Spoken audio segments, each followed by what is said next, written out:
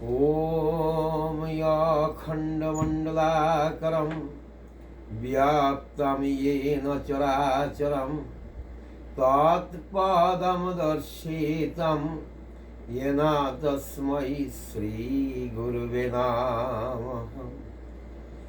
ॐ नमो ब्रह्मण्यदेवाय गोब्राह्मणहिताय च जगद्दिताय कृष्णाय गोविंदाय नमो नमः। শ্রীমদ্ভগবদ্গীতা বিষাদ যোগ আজ এই পর্বে শুনবেন 31 থেকে 46 পর্যন্ত বাংলা অর্থ সহ শ্লোক। আজ এই বিষাদ যুগের শেষ পর্ব। ন চ শ্রেয়ানুপশ্যামি হত্বা স্বজনম ইয়াহবে ন কাঙ্ক্ষে বিজয়ম কৃষ্ণ ন চ রাজ্যম সুখানি চ। হে কৃষ্ণ, যুদ্ধে আত্মীয় স্বজনদের নিধন করা শ্রেয়স্কর দেখিতেছি না। আমি যুদ্ধে জয়লাভ চাই না এবং রাজ্য সুখভোগ কামনা করি না। মায়াবদ্ধ মানুষ বুঝিতে পারে না তার প্রকৃত স্বার্থ নিহিত রহিয়াছে শ্রীকৃষ্ণ বা বিষ্ণুর মধ্যে। এই কথা বুঝিতে না পারিয়া তাহারা তাহাদের আত্মীয় স্বজনদের সাহচর্যে সুখী হইতে চায়। শাস্ত্রে বলা হইয়াছে, দুই রকমের মানুষ দিব্য আলোকে উদ্ভাসিত হইয়া সূর্যালোকে উত্তীর্ণ হন। তাহারা হইতেছেন শ্রীকৃষ্ণের আজ্ঞানুসারে যুদ্ধে অবতীর্ণ হইয়া যে সমস্ত ক্ষত্রিয় প্রাণ ত্যাগ করেন এবং যে সর্বত্যাগী সন্ন্যাসী আধ্যাত্ম চিন্তায় গভীরভাবে অনুরক্ত। অর্জুনের অন্তঃকরণ এতই কমল ছিল যে তিনি তার আত্মীয় স্বজনের প্রাণ হরণ করিতে চান নাই, এমনকি শত্রুকেও পর্যন্ত হত্যা করতে চাননি। যুদ্ধ করিতে আসিয়া অর্জুন যখন দেখিতে পাইলেন তার আত্মীয় স্বজনদের হত্যা করিয়া সেই রাজ্য অধিকারের প্রতিষ্ঠা করিতে হইবে, তখন তিনি গভীর দুঃখ নৈরাশ্যে স্থির হইলেন এবং সব কিছু ত্যাগ করিয়া বনবাসী হইবার সিদ্ধান্ত গ্রহণ করিলেন। কিম ন রাজ্যেন গোবিন্দ কিম ভোগৈর্জীবিতেন বা येषां अर्थे कांक्षितं नो राज्यं भोगा सुखानि च। त्वयि मे अवस्थिता युद्धे प्राणां त्यक्त्वा धनानि च आचार्य पितार पुत्रा तथा एव च पितामह मातुला श्वशुरा पौत्रा श्याला सम्बन्धिनस्तथा एतां न हन्तुमिच्छामि गुणतोऽपि मधुसूदन वापि त्रैलोक्यराज्यस्य हेतकिं नु महित्रीति निहत्य धर्तृराष्ट्रन्न का प्रीति स्यात् जनार्दन।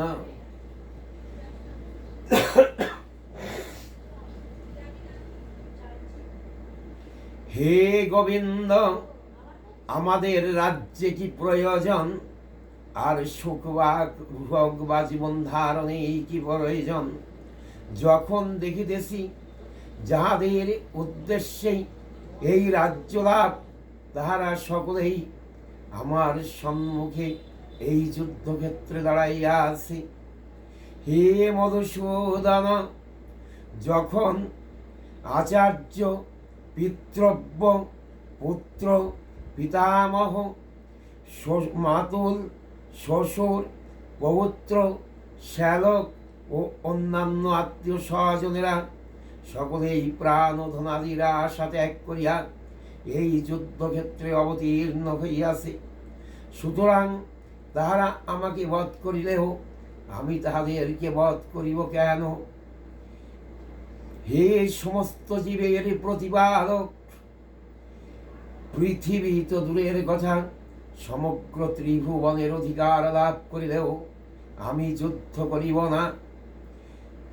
ধৃতরাষ্ট্রের পুত্রদের নিধন করিয়া আমরা কি সন্তোষ লাভ করিব?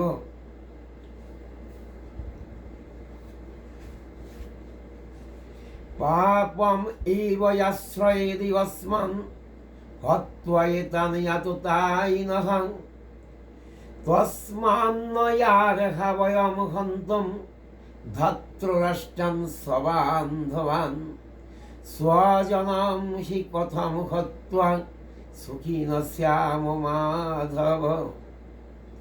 এই ধরনের আততায়ীদের বধ করিলেই মহাপাপ আমাদের আচ্ছন্ন করিবে। সুতরাং বন্ধু বান্ধব সহ ধৃতরাষ্ট্রের পুত্রদের সংহার করা আমাদের পক্ষে অবশ্যই উচিত হইবে না।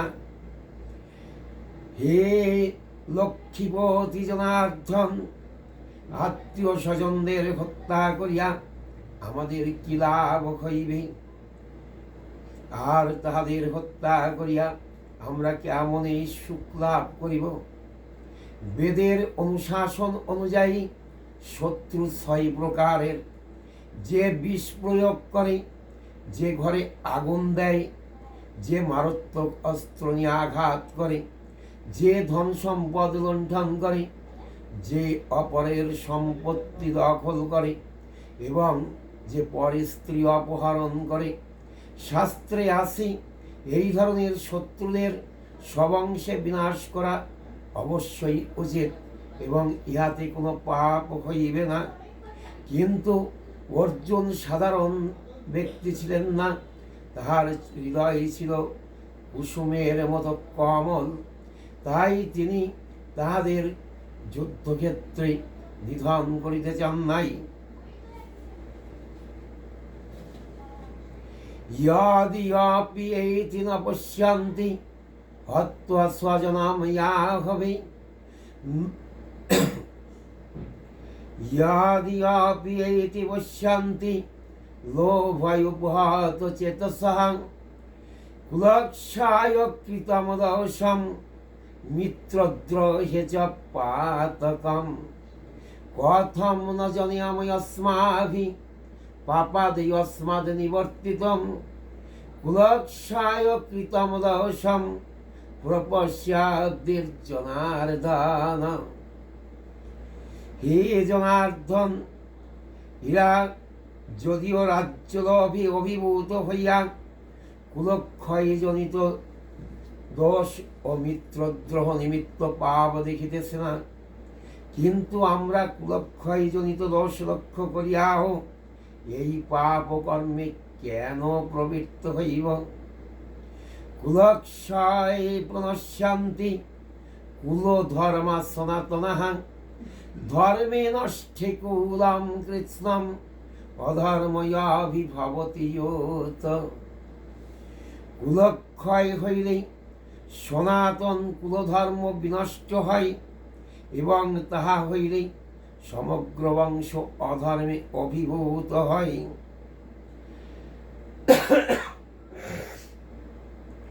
অধর্ময়াভিভবাত কৃষ্ণ প্রদর্শয়ন্তি কুলস্ত্রিয়ঃ স্ত্রীষু দুষ্টাসু বর্ষ্ণেয় জায়তে বর্ণ সংকরঃ।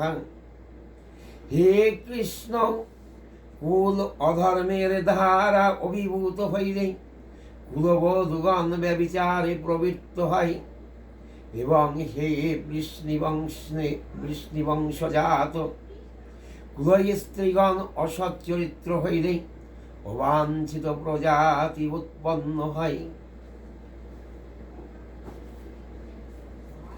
শঙ্কর নরকায় এবং কুলঘ্নানাম কুলস্য চ পতন্তি পিতর হিয়েষাম লুপ্ত পিণ্ড উদক ক্রিয়া।